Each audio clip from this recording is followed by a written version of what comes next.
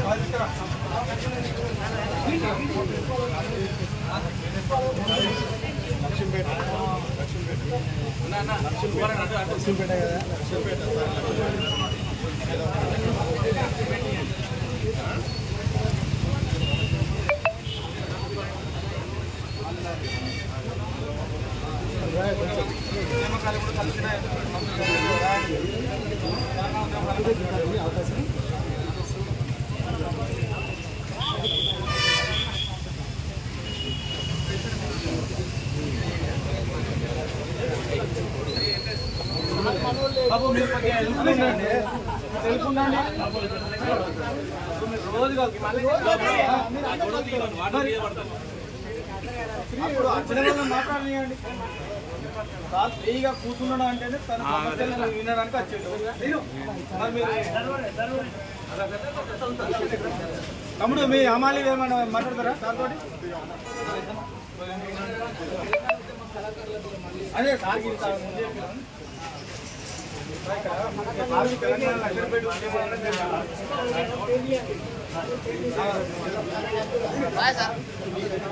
Telangana Lakshapeta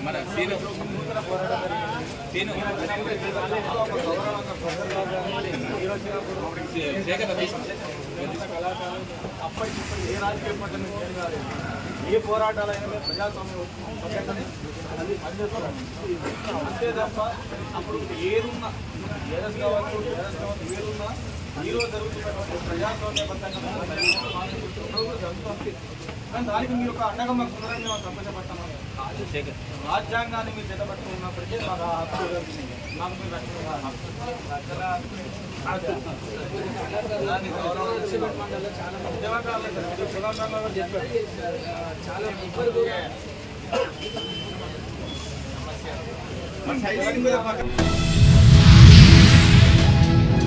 Rajampet Telugu Desam party కార్యాలయంలో incharge Chamarthi Jaganmohan రాజు media సమావేశంలో మాట్లాడుతూ నేపాల్లో ఉన్న తెలుగు ప్రజల కోసం ప్రత్యేక విమానాలు పంపి తెలుగువారు ప్రపంచంలో ఎక్కడ ఉన్నా ఆదుకోవడం తమ బాధ్యత, తమ కర్తవ్యం అని నిరూపించిన కూటమి ప్రభుత్వం తెలుగువారికి అండగా ఉంటుందని, పాలనతో పాటు ప్రజలకు భరోసా ఇవ్వటమే కూటమి ప్రభుత్వం లక్ష్యమని అన్నారు.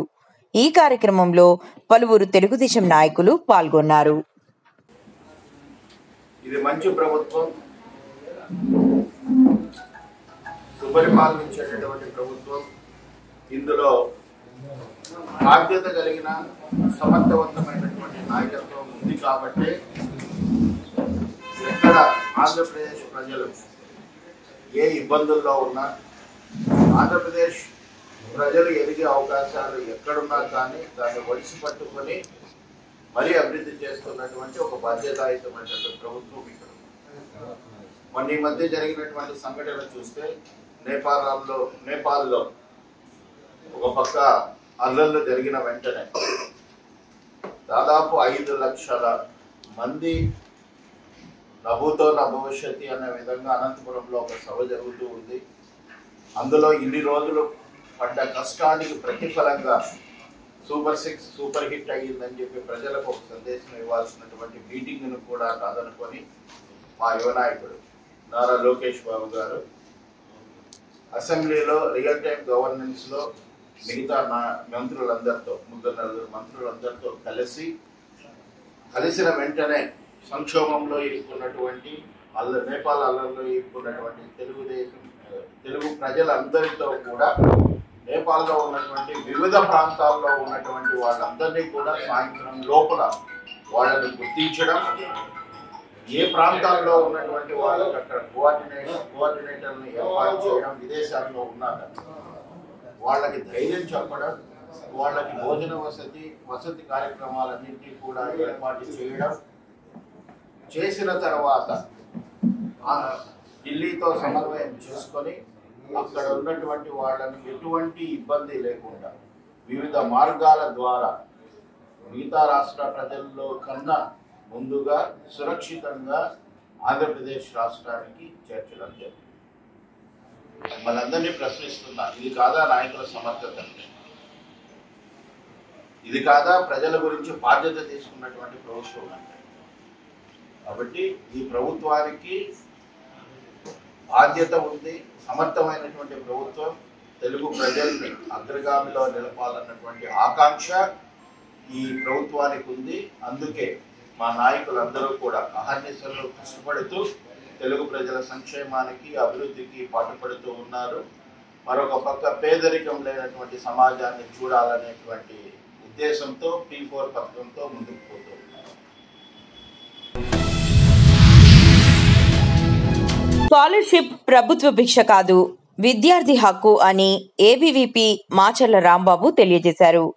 పెండింగ్లో ఉన్న 8,700 కోట్లు ఫీజు రీయింబర్స్మెంట్ మరియు స్కాలర్షిప్లను విడుదల చేయాలని డిమాండ్ చేస్తూ తెలంగాణ చౌక్ నుండి ప్రారంభమై కలెక్టరేట్ ముట్టడి నిర్వహించడం జరుగుతుందన్నారు.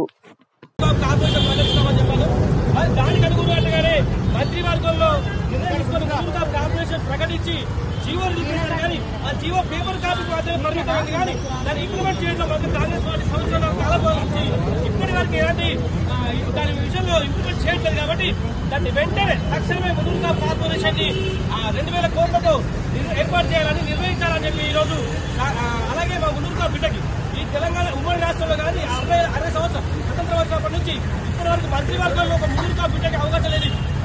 ప్రభుత్వం ఏదంటే అది కేవలం ఈ కాంగ్రెస్ ప్రభుత్వంలోనే మొదటి కాంగ్రెస్ ప్రభుత్వంలోనే ముదురుగా బిడ్డకి మంత్రివర్గం అవకాశం కల్పించలేదు. కాబట్టి తక్షణమే ముదురుగా బిడ్డని మంత్రివర్గంలో తీసుకోవాలని అలాగే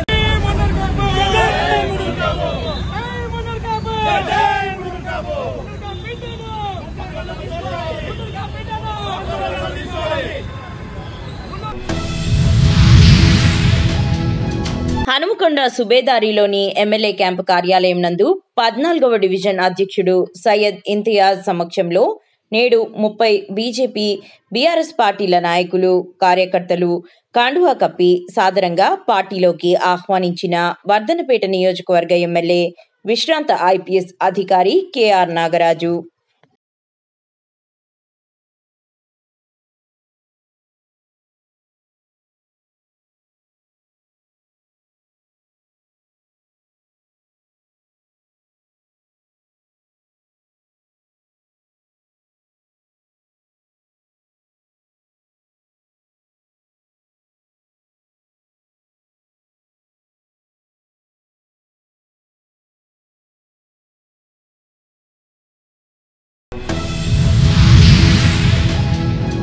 కొత్తపేట మండలంలోని అత్యంత ప్రసిద్ధ చారిత్రాత్మక ప్రాధాన్యత కలిగిన పలివెల శ్రీ ఉమా కొప్పేశ్వర స్వామివారి దేవాలయం నేడు భక్తుల హృదయాలను కలిచివేస్తోంది. రాష్ట్రం నుండే కాకుండా ఇతర జిల్లాల నలుమూలల నుండి భక్తులు తరలివచ్చి దర్శించుకునే ఈ పవిత్ర క్షేత్రం ప్రస్తుతం దేవాదాయ శాఖ అధికారుల తీవ్ర నిర్లక్ష్యానికి నిలువుటద్దంగా మారింది. అపరిశుభ్రత నిర్లక్ష్యానికి నిలయంగా ఆలయ ప్రాంగణమంతా కలుపు మొక్కలు చెత్తతో నిండిపోయి అపరిశుభ్ర వాతావరణం నెలకొంది.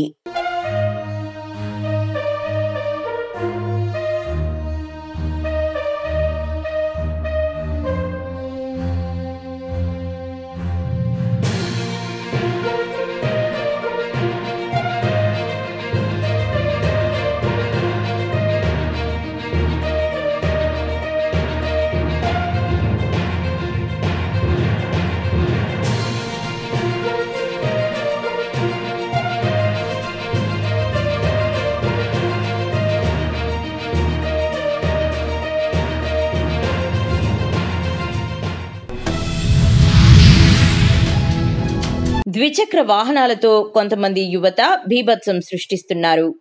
అమలాపురం పరిధిలోని పేరూర్ వై జంక్షన్ వద్ద బైకులతో శుక్రవారం యువత వీరంగం సృష్టించారు.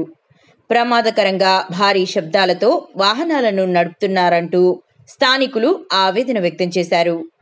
అడ్డు అదుపు లేకుండా సాగుతున్న బైక్ రైడింగ్లను కట్టడి చేయాలని వారు కోరారు.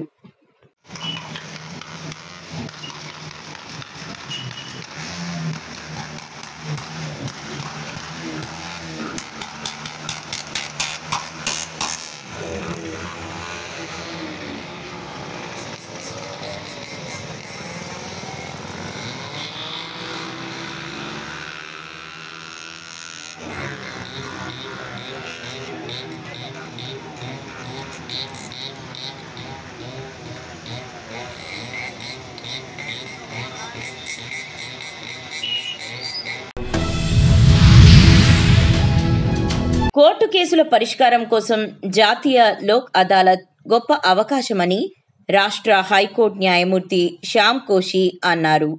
శనివారం జిల్లా కేంద్రంలోని పెన్షనర్ల భవనంలో జరిగిన 3వ జాతీయ లోక్ అదాలత్ సేవల కమ్యూనిటీ మీడియేషన్ కార్యక్రమాలను ఆయన ప్రారంభించారు. ఈ సందర్భంగా హైకోర్టు న్యాయమూర్తి మాట్లాడుతూ కోర్టు కేసుల్లో రాజీ మార్గాల ద్వారా ఇరు వర్గాలకు న్యాయం చేకూరుతుందని తెలిపారు.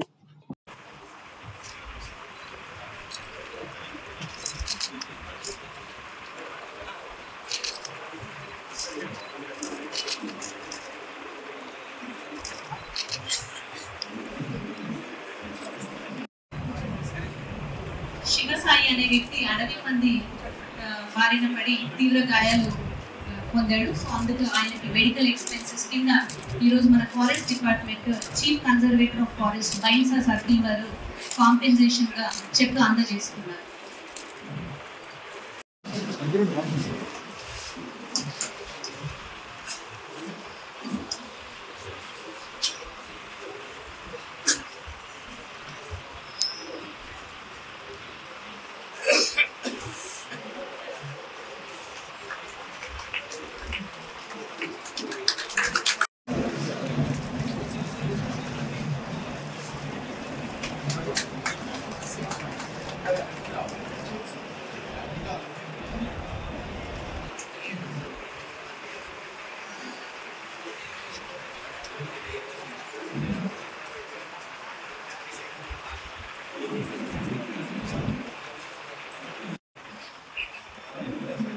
Yes, sir. It is an injury case.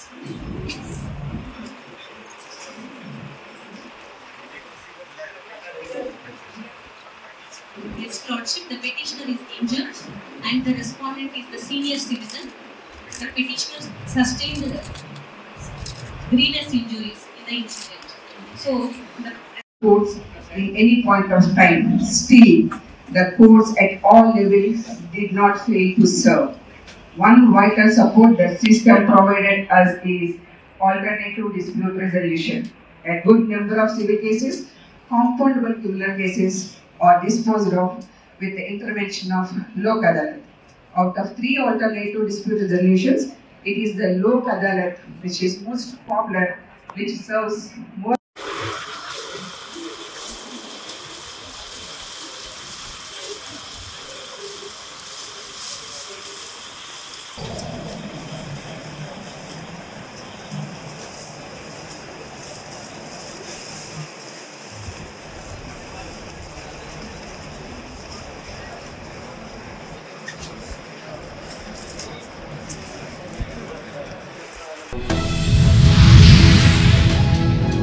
అమరావతిపై Jagan Reddy కుట్రలపై దేవినేని ఉమా సంచలన వ్యాఖ్యలు. సజ్జల బుగ్గన రాజేంద్రనాథ్ రెడ్డి వ్యాఖ్యలను తీవ్రంగా ఖండించిన మాజీ మంత్రి దేవినేని, రైతులు మహిళలపై జగన్ రెడ్డి పెట్టిన కేసులు, చేసిన దాష్టికాలను ప్రజలు ఇంకా మర్చిపోలేదన్నారు.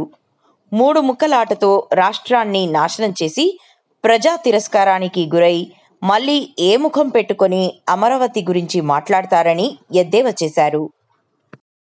అధికార యంత్రాంగం, న్యాయస్థానాలు దృష్టి పెట్టాలి. అట్లాగే వీళ్ళ కుట్ర కోణాలు, బొగ్గన కావచ్చు, సజ్జల కావచ్చు, జగన్మోహన్ రెడ్డి కావచ్చు, రాజధాని మీద మళ్ళీ విషం చెమ్ముతూ ఇవాళ కడుపులో ఉన్న విషయాన్నంతా కూడా బయటపెట్టారు. తీవ్రంగా ఖండిస్తున్నాం.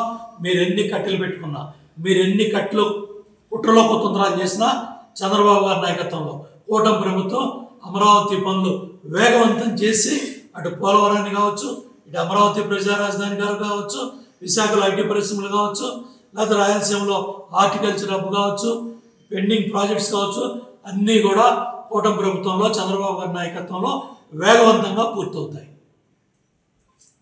దానికి నీ బుద్ధి బయటపడింది, నీ కుటుంబ సభ్యులే వాస్తవాలన్నీ బయట మాట్లాడుతున్నారు. ఇవాళ మళ్ళీ ఈ దుర్మార్గులు ఇద్దరినీ కూడా మళ్ళీ ఇవాళ విజయవాడ పంపించి ఈ సభలో మళ్ళీ అమరావతి మీద విషయం చెప్పావు.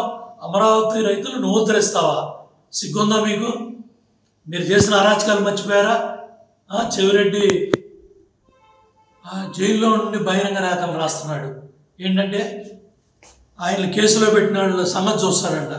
అంటే సుమోటోగా న్యాయస్థానాలు చెవిరెడ్డి బహిరంగ లేఖని పరిగణలో తీసుకొని ఈ దుర్మార్గులు సిట్లో పనిచేస్తా ఉన్న అధికారులు కావచ్చు, ప్రభుత్వ అధికారులు కావచ్చు, ప్రజలను కావచ్చు, ఏ విధంగా ఈ ఉత్తరాల ద్వారా, ఈ బహిరంగ లేఖల ద్వారా ఏ విధంగా బెదిరించే కార్యక్రమాలు చేస్తున్నారో కూడా ఈ లేఖ ద్వారా బయటపడింది.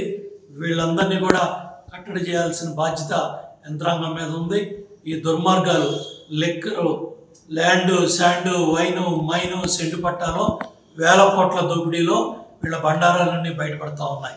సిట్ అధికారులు ఎప్పటికప్పుడు లెక్కర కుంభకోణంలో సునీల్ రెడ్డి దాకా వెళ్ళింది. అంటే జగన్మోహన్ రెడ్డికి కేసు తాడేపల్లి ప్యాలెస్ దాకా, బెంగళూరు ప్యాలెస్ దాకా కేసు వెళ్తూ ఉంది. వాస్తవాలు బయటపడతా ఉన్నాయి, మీ బండారాలు బయటపడతా ఉన్నాయి, మీ వేల కోట్ల దోపిడీ బయటపడతా ఉంది. మీరు బయట దేశాల్లో, గల్ఫ్ దేశాల్లో, ఆఫ్రికా దేశాల్లో మీరు పెట్టిన డబ్బులు, మూలాలు అన్నీ బయటపడతా ఉన్నాయి. కాబట్టి ఇప్పుడు మళ్ళీ అమరావతి రాజధాని మీద విషయం జిమ్ముతూ మేము 3 రాజధానులు లేదు, వికేంద్రీకరణ అన్నాము, బెజవాడ గుంటూరు అంటున్నాము, ఇక్కడే మాట్లాడతాం. నువ్వు మచిలీపట్నం చాలా పెద్ద కబుర్లు చెప్తున్నారు. ఇవన్నీ కూడా పక్కన పెట్టండి. మీ కడుపులో ఉన్న విషం అంతా బయటపడింది, మీ కుట్రలన్నీ కూడా బయటపడ్డాయి. ఈ నెల 17న ప్రధాని శ్రీ నరేంద్ర మోదీ గారి జన్మదినం సందర్భంగా దేశవ్యాప్తంగా ఘనంగా నిర్వహించాలని బీజేఎల్పీ నేత ఎమ్మెల్యే ఏలేటి మహేశ్వర్ రెడ్డి గారు అన్నారు. ఇందులో భాగంగా జిల్లా కేంద్రంలోని క్యాంపు కార్యాలయంలో నిర్మల్ రూరల్ మండల సేవా పఖ్వాడ్ కార్యక్రమంలో పాల్గొని ప్రసంగించారు. సెప్టెంబర్ 17 నుండి అక్టోబర్ 2 వరకు ప్రతి మండల కేంద్రంలో పార్టీ ఆదేశాల మేరకు కార్యక్రమాలను ఘనంగా నిర్వహించాలని సూచించారు. సేవా పఖ్వాడ్ కార్యక్రమంలో భాగంగా 17వ తారీఖు రోజు రక్తదాన శిబిరాన్ని మనము ఏర్పాటు చేసుకోవడమే కాకుండా మనకు పార్టీ వరకు ఇచ్చినటువంటి 15 రోజుల పాటు అంటే అక్టోబర్ 2వ తారీఖు వరకు అనేకమైనటువంటి కార్యక్రమాలు ఇవ్వడం జరిగింది. అన్ని కార్యక్రమాలు కూడా విజయవంతంగా చేయడమే కాకుండా తన యావత్ జీవితాన్ని, సర్వస్వాన్ని దేశం కోసం అంకితం చేసినటువంటి మన నాయకుడు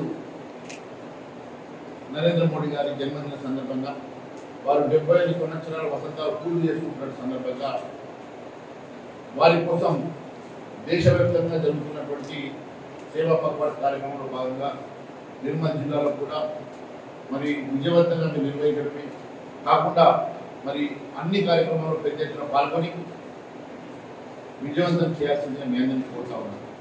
మరి అన్ని కార్యక్రమాల్లో ఖచ్చితంగా పార్టీ అగ్రశ్రేణులు, నాయకులు, నాతో పాటు అందరూ కూడా పార్టిసిపేట్ చేద్దాం. మరి ఖచ్చితంగా ప్రతి కార్యక్రమాన్ని విజయవంతం చేద్దాం. ఈ దేశం కోసం తన సర్వస్వాన్ని త్యాగం చేసి తన కుటుంబాన్ని అన్నింటినీ కూడా పరిత్యజించినటువంటి ఉన్నతమైనటువంటి వ్యక్తి మన నరేంద్ర మోడీ గారు. వారి నాయకత్వంలో దేశం ఒకవైపు అభివృద్ధి చెందుతూ ఉన్నది, మరోవైపు ఆదర్శ పురుషుడిగా ఈ దేశంలో ప్రతి ఒక్కరికి ఆదర్శంగా నిలిచినటువంటి నరేంద్ర మోడీ గారు వీళ్ళ ప్రపంచ నాయకుడుగా ఎదుగుతూ ఉన్నాడు.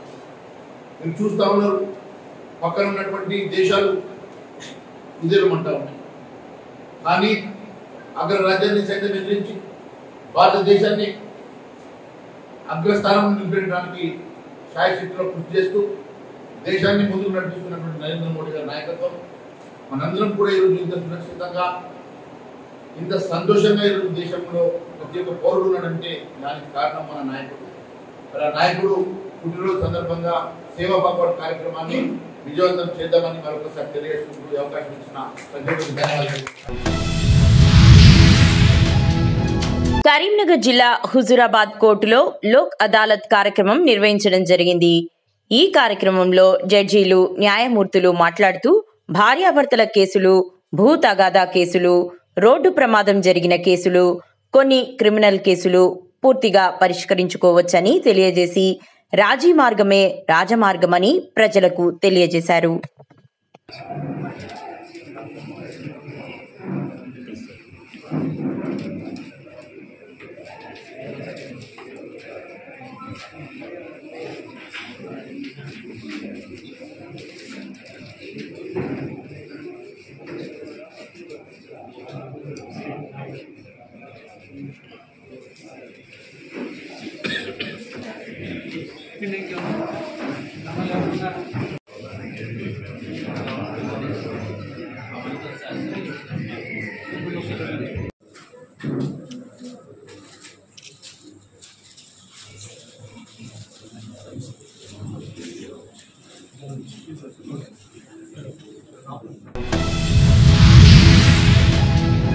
కాకినాడ జిల్లా పెద్దాపురం నియోజకవర్గం తొలి తిరుపతి గ్రామంలో వెలసి ఉన్న శ్రీ శృంగార వల్లభ స్వామి వారి దేవస్థానంలో ప్రతి శనివారం అన్నసంతర్పణ కార్యక్రమం కూడా కొనసాగిస్తూ ఉంటారు.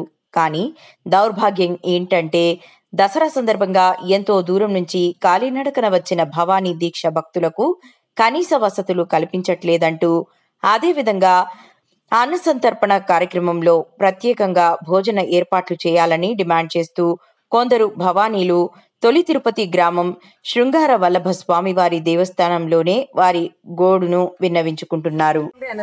నేను మీ శివ. అలాగే కాకినాడ జిల్లా ఎంతో దివిలి గ్రామంలో తొలి తిరుపతి గ్రామంలో అయితే ఎంతో వెంకటేశ్వర స్వామి వారి దేవస్థానం వద్ద అయితే ఇప్పుడు మనం ఉండడం జరిగింది. అయితే ఇక్కడ మనం చూసుకోవచ్చు, ఇంచుమించు ప్రతి దేవాలయంలో కూడా ప్రతి సంవత్సరం కూడా భవానీలకి ఎంతో ప్రత్యేకమైన రోజుగా ఇక్కడ పిలవడం జరుగుతుంది. అయితే ఈ యొక్క భవానీ దీక్షలో భవానీలకి ప్రత్యేక స్థలం కేటాయించకపోవడం, భోజన సౌకర్యాలు లేకపోవడం చాలా బాధాకరం. దానికి సంబంధించి ఎంతో మంది భవానీలు కూడా కాలినడకన వచ్చి అదే కాలినడకనే వెనక్కి వెళ్ళే సిచ్యువేషన్ కూడా జరుగుతుంది. అయితే ఇక్కడ మనం పక్కనున్న భవానీలు కూడా అడగచ్చు. అయితే భవానీ ఒకసారి అలా కాలినడకన దేవాలయంలో ఎటువంటి సౌకర్యాలు ఉన్నాయి మీకు?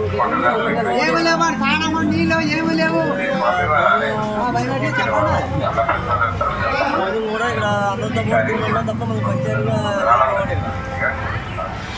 చూసారు కదంటే ప్రతి ఒక్క భవానీకి కూడా 21 రోజులు మాల వేస్తారు, 41 రోజులు మాల వేస్తారు. అలాగే ఈ యొక్క దీక్ష ఏదైతే ఉన్నదో ఇంటి దగ్గర నుంచి కూడా ఈ దీక్ష ఎటువంటి భంగం కలగకుండా కూడా నియమ నిబంధనలు పాటించు ప్రతి ఒక్క దేవాలయానికి వెళ్ళి దర్శనం కూడా చేసుకోవడం జరుగుతుంది. అయితే ఇందులో భాగంగా ఈ రోజుని తొలి తిరుపతి కూడా వచ్చే భవానీలు కూడా ఈ యొక్క దేవస్థానంలో చాలా ఇబ్బందులు పడుతున్నారని చెప్పేసి భవానీలు చెప్పడం జరుగుతుంది. అయితే ఈ యొక్క దేవస్థానం అధికారులు వెంటనే దీని మీద తగు చర్యలు తీసుకుని ఇక్కడ సపరేట్గా ఏదైతే అన్నదాన కార్యక్రమం ఉన్నదో భవానీలకు సపరేట్గా చేయాలని చెప్పేసి అయితే డిమాండ్ చేస్తూ ఉన్నారు. ప్రతి భవానీలు కూడా చెప్పడం జరుగుతుంది.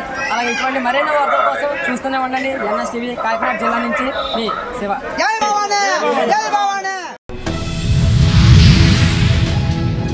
ఖమ్మం జిల్లా కొనిచెర్ల గ్రామంలో ఎరువుల కోసం రైతులు పడుతున్న కష్టాన్ని వెలుగులోకి తీస్తున్న ఖమ్మం జిల్లా T News bureau Sambasivarao, cameraman Nagaraj, live technician పై అక్రమంగా నాన్ బెయిలబుల్ కేసులు పెట్టడం ఎంతో అన్యాయమైన చర్య అని, నిజాలు వెలుగులోకి తీసే జర్నలిస్టులకే సంకెళ్లు వేసి జర్నలిస్టుల హక్కులను కాలరాయటమేనని, ప్రభుత్వానికి ప్రజలకి వారధిగా ఉండే మీడియాని, ప్రజల సమస్యని ప్రభుత్వాలకి తెలియజేసే పనే జర్నలిజం అని, అలా చేసే జర్నలిస్టులపై కేసులు పెట్టడంపై నిరసన ర్యాలీ అంబేద్కర్ సెంటర్ నుండి DSP ఆఫీస్ వరకు నిర్వహించిన ప్రింట్, ఎలక్ట్రానిక్ మీడియా జర్నలిస్టులు.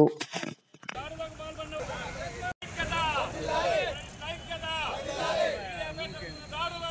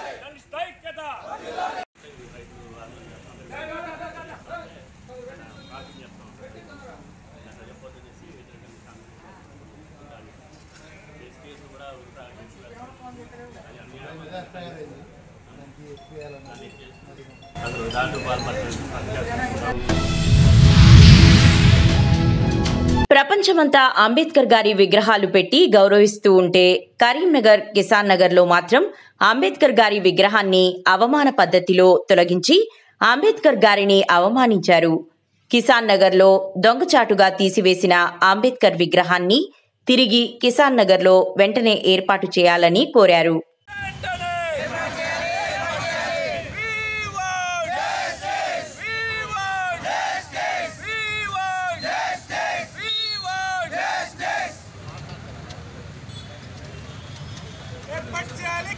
సెప్టెంబర్ 11వ తారీఖు రాత్రి 3 గంటలకు కిషన్ నగర్లో గల అంబేద్కర్ విగ్రహాన్ని మున్సిపల్ అధికారులు అక్రమంగా అంబేద్కర్ యోజన సంఘానికి కానీ అంబేద్కర్ యూత్ కానీ అక్కడ ఉన్న ఎవరికి కానీ సమాచారం లేకుండా రాత్రి 3 గంటల ప్రాంతంలో అంబేద్కర్ విగ్రహాన్ని అక్రమంగా తొలగించడం జరిగింది. ఆ విగ్రహాన్ని ప్రొద్దుటూరు మున్సిపాలిటీలో నిర్వహిస్తున్న ఎగ్జిబిషన్ వేలంపాట మధ్యాహ్నం 2 గంటల వరకు వాయిదా.